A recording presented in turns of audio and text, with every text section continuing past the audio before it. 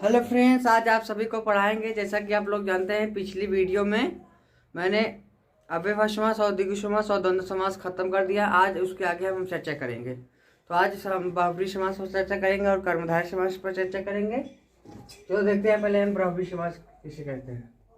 बहुब्रीहि समास की परिभाषा क्या हो जाती है? बहुब्रीहि समास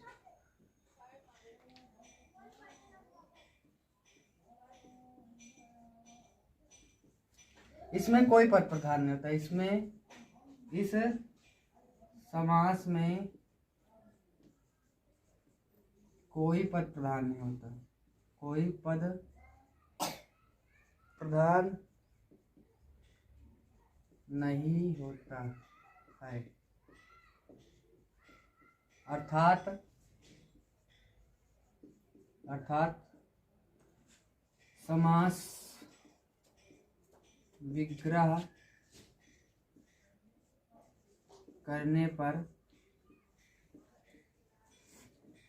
समास विग्रह करने पर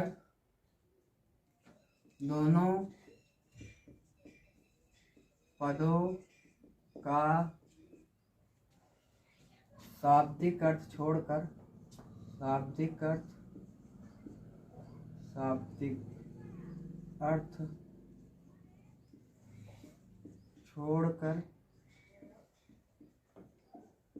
कोई तीसरा अर्थ व्यक्त हो तो वहाँ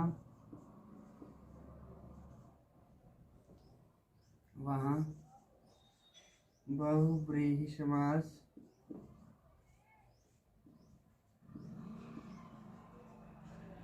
होता है।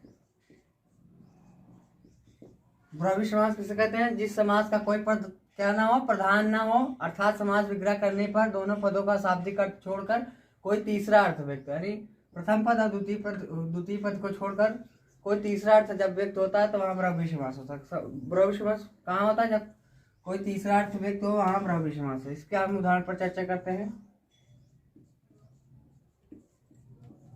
इसके लिए आप 3 कॉलम बना लीजिए। पहले कॉलम, द्वितीय कॉलम। पहले कॉलम में लिखिए समस्त पद। दूसरे में समास विग्रह। तीसरे में देखेंगे समास का नाम। तीसरे में लिखते हैं क्या? समास का नाम। समास पद में आ जाता है जैसे त्रिनेत्र। क्या आ जाता है? तीन नेत्र किसके हैं? 3 नेत्र शंकर भगवान है। क्या तीसरा अर्थ क्या निकल रहा है? शंकर भगवान। तो इसका समास विग्रह हो जाएगा 3 नेत्र है जिसके क्या समास, त्रिनेत्र का समास विग्रह क्या होगा बच्चों? 3 नेत्र हैं जिसके, अर्थात में लिखते हैं क्या? किसके हैं 3 नेत्र? शंकर भगवान। तो समास कौन हो जाएगा? बहुब्रीहि समास। समास का नाम में आ जाएगा बहुब्रीहि समास। ऐसे और देखते हैं एक दंत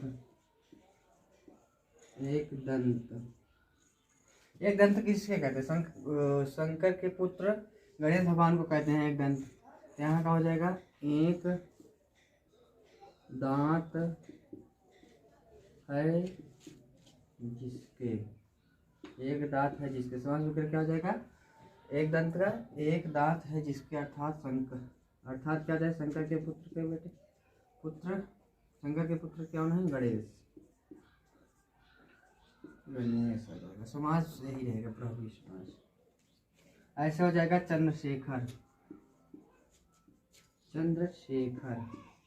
चंद्र मतलब चंद्रमा, शेखर मतलब शिखर पर, यानी चंद्रमा जिसके सिर पर है। चंद्रमा है जिसके सिर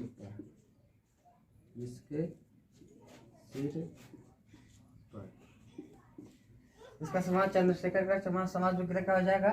चंद्रमा है जिसके सिर पर, अर्थात किसके सिर पर है? शंकर भगवान। एक देखते हैं वीणा वाड़ी। वीणा वाड़ी, वीणा वाड़ी, तो वीणा किसके हाथ में है? सरस्वती मैया के। तो वीणा, इसका समास विग्रह का वीणा है हाथ में जिसके, इसका समास विग्रह क्या हो जाएगा बच्चों? वीणा है हाथ में जिसके, अर्थात किसके है? अर्थात में आ जाएगा।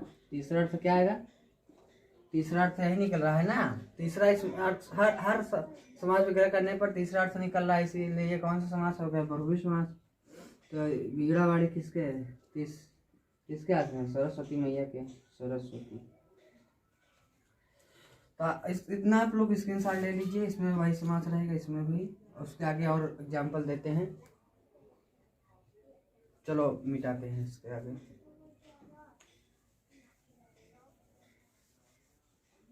यदि समझ में आ रहा तो वीडियो को लाइक कर दें और ज़्यादा से ज़्यादा शेयर कर दें और चैनल को कर लें सब्सक्राइब। अब देखते हैं और चक्र प्राणी, चक्र प्राणी, चक्र प्राणी, इसके चक्र प्राणी मतलब चक्र को धारण करने वाला। समास विग्रह हो जाएगा इसका, चक्र को ऐसे लिखो, चक्र है हाथ में जिसके, समास विग्रह क्या हो जाएगा? चक्र है हाथ में जिसके, किसके हाथ चक्र हाथ में है? अर्थात में आ जाएगा विष्णु भगवान। अर्थात में क्या है? विष्णु ही भगवान चक्र धारण किए हैं ना, विष्णु। ऐसे आ जाएगा लंबोदर।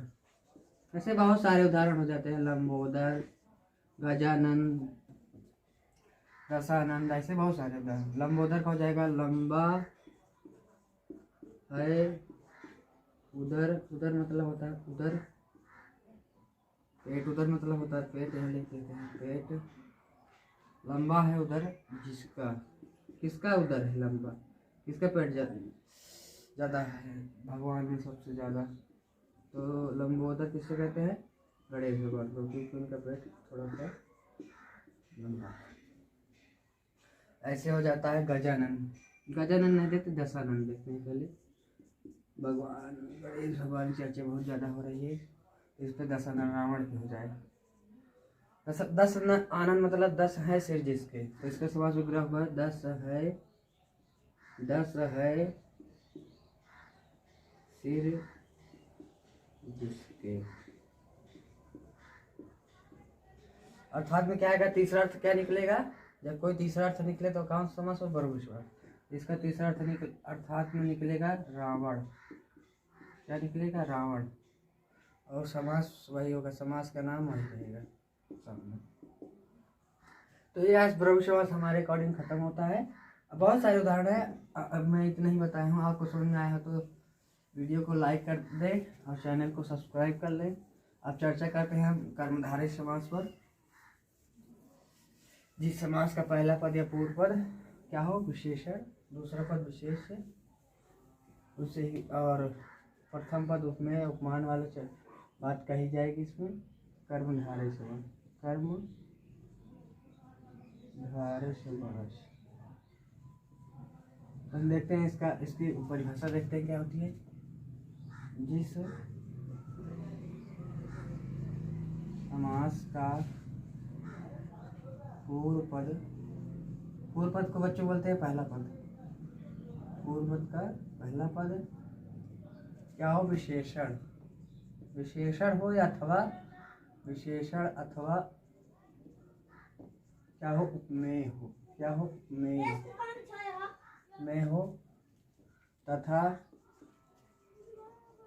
उत्तर पद को दूसरा पद बोलते। दूसरा पद, उत्तर पद या दूसरा पद क्या हो? विशेष। क्या हो? विशेष। और अथवा में आ जाएगा उपमान। दूसरे पद में विशेषण या उपमान हो तो लिखे हो तो वहाँ कर्मधारय समास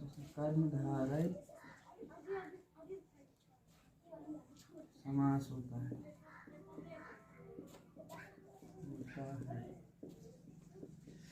कर्मधारय समास कहाँ होता है? जिस समास का पूर्व पद या पहला पद विशेषण या अथवा उपमेय हो तथा उत्तर पद का दूसरा पद विशेष्य अथवा उपमान हो तो वहाँ कर्मधारय समास। कर्मधारय समास कहाँ होता है? जिस समास का पहला पद क्या हो? विशेष्य हो और उपमेय हो और दूसरा पद क्या हो? विशेष्य अथवा उपमान हो, वहाँ कौन सा पद हो? कर्मधारय समास। अब चर्चा करते हैं इसके उदाहरण पर। यदि समझाने का तरीका अच्छा लग रहा हो तो वीडियो को कर दे लाइक। इसके लिए 3 कॉलम बनाते हैं। समस्त पद, समास विग्रह, समास का नाम। तीसरे कॉलम में आ जाएगा समास का नाम। समास का नाम बार बार लिखिएगा तो समास भी याद हो जाएगा, क्योंकि ऐसा भी क्वेश्चन आता है कि दिया रहेगा ऐसे समास विग्रह करके दिया रहेगा, पूछेगा कि इसमें कौन सा समास है, तो आप लिखते रहिएगा तभी तो प्रैक्टिस हो जाएगी आपको बार बार। चलो अब समास इसमें देखते हैं। नील गाय,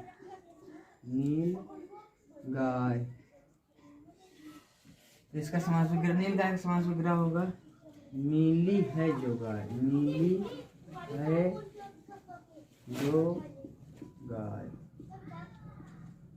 इसका समास कौन सा हो जाएगा? कर्मधारय समास। कर्मधारय समास। नील कमल,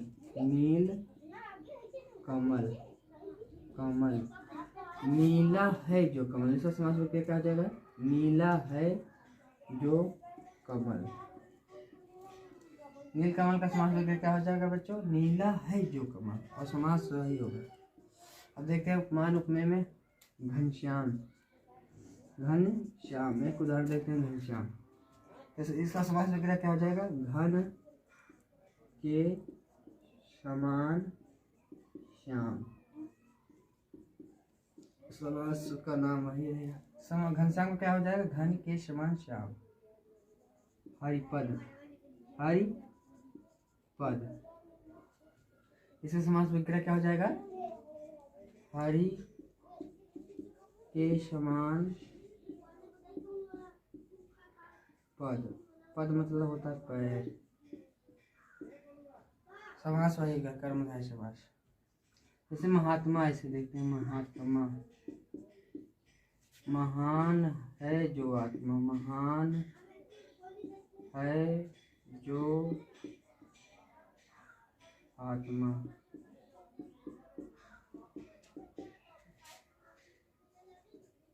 महापुरुष,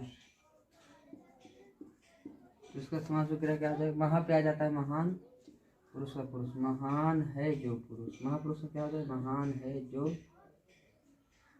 पुरुष। महान है जो पुरुष। समास विग्रह क्या होगा महापुरुष का? महान है जो पुरुष। महात्मा क्या हो जाएगा? महान है जो आत्मा। अब इस पर चर्चा करते हैं विशेषण और विशेष कहाँ है। तो इसमें नील हो जाएगा। नील हो जाएगा क्या? ये हो जाएगा विशेषण, इसको कहते हैं विशेष। गाय हो जाएगी विशेष। नील हो जाएगा विशेषण, कमल हो जाएगा विशेष। इसके गुण को जो गुण बता रहा है ना, क्वालिटी बता रहे, गाय का कमल कैसा है? नीला है, इसलिए विशेषण हो जाएगा, और जिसकी बताई जाती है वो हो जाता है विशेष। घनश्याम में एक घन हो जाएगा। उपमेय, ये उपमान हो जाएगा। ये हो जाएगा उपमेय, इसमें भी ये हो जाए पद हो जाएगा उपमान। महात्मा में महान है जो आत्मा, यानी कि इसकी क्वालिटी को बता रहा है ना कि व्यक्ति कैसा है, आत्मा कैसी है, महान है, तो इस गुण को बता रहा है। तो यहाँ विशेषण हो जाएगा, ये विशेष। इसमें भी हो जाएगा ये विशेष।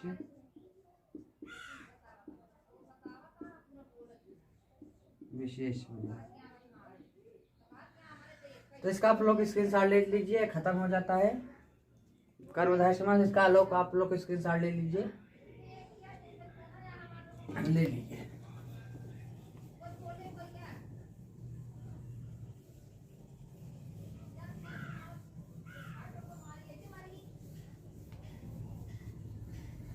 तो आगे हम कल चर्चा करेंगे तत्पुरुष समास पर। तो पढ़ाने का तरीका अच्छा लगा हो तो वीडियो कर they like. Thank you for watching.